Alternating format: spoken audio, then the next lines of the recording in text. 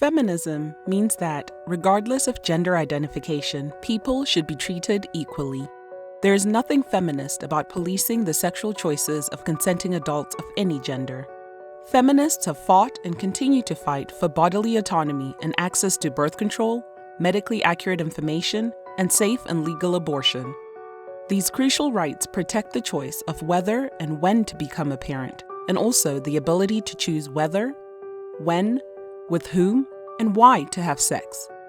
Prohibitionists believe that sex work is inherently coercive, and therefore every act of prostitution is an act of paid rape that should be criminalized and prosecuted. Feminists believe that people of all genders are active agents of their lives, operating on a spectrum which includes choice, circumstance, and coercion. No one should be criminalized for the sexual activity in which they engage with other consenting adults, whether money is exchanged or not. Historically, prohibitionists have partnered with law enforcement and religious leaders to suppress vices including prostitution, pornography, and alcohol.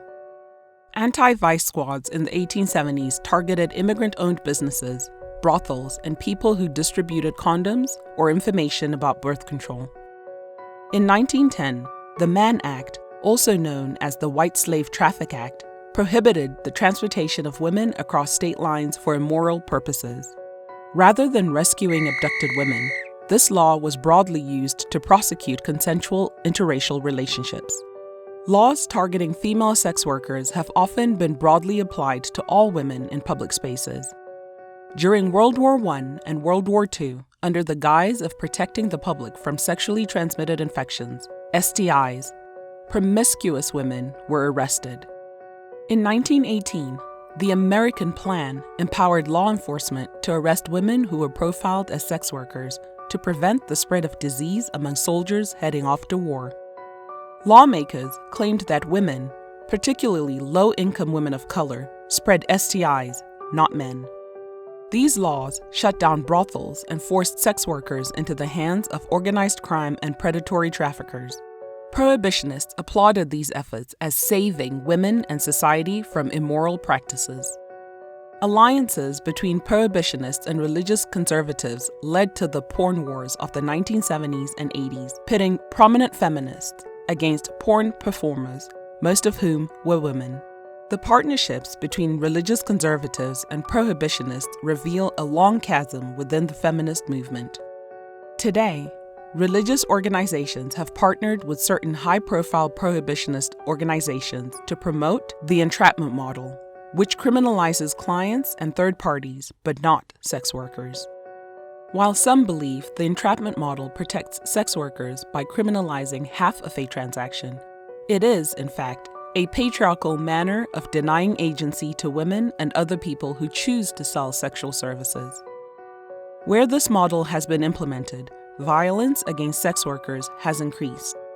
Because many people refuse to accept that individuals might choose to sell sexual services, prohibitionists have perpetuated the conflation of human trafficking with sex work. As a result, anti-trafficking resources are being used to target consensual adult sex workers.